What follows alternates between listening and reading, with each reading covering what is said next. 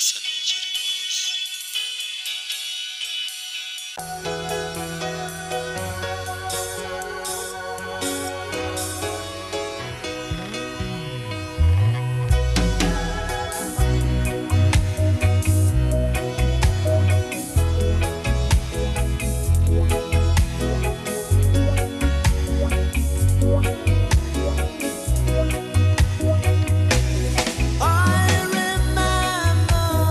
Ndibuka umunsi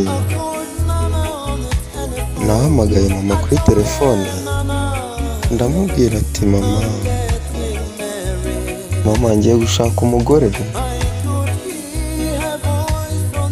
Numvaga irindi jwi iruhande ya telefone yari arimo amwenyura cyane, nuko ambaza ikibazo nanjye namushubije ntazi uwo ari we. Yaravuze ati mwana muto, ese wafashe igihe cyo kuba wamumenya? Nuko ndamubwira ati mama, ni ukuri ntagatangaje, ariko uyu munsi birambabaza cyane kuba nasubira imbere ya mama nkavuga ngo mama ngiye kwaka gatanya, ngiye kwaka gatanya. Ayo mahitamo nakoze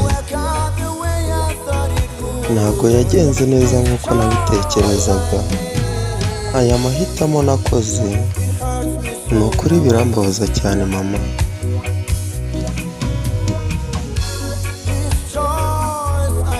Aya mahitamo nakoze ntabwo yagenze neza nk'uko nabitekerezaga. Aya mahitamo yanjye mama yarambwiye ati ni ukuri ntabwo byoroshye kubyumva neza mwana wanjye, gusa reka nizere ko uzabicamo ukongera ukishima bundi bushya.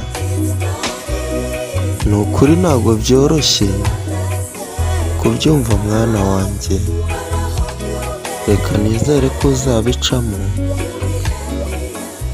ukongera ukishima.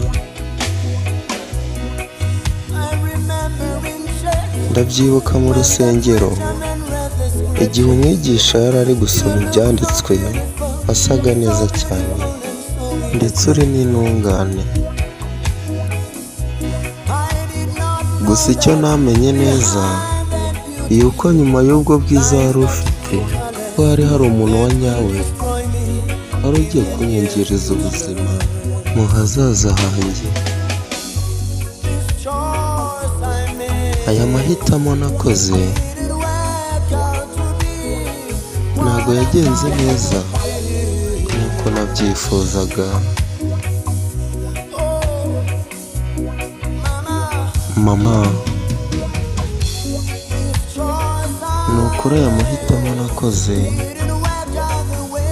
ntabwo yagenze neza nk'uko nabyifuzaga. None ubu ndi mu buribwe bwinshi. Wari uzi ko urebye filimi ya Rambo uri kurya inyama aribyo bita Nyamirambo? Komeza gukurikirana Mucece TV, ibyiza urabisangayo.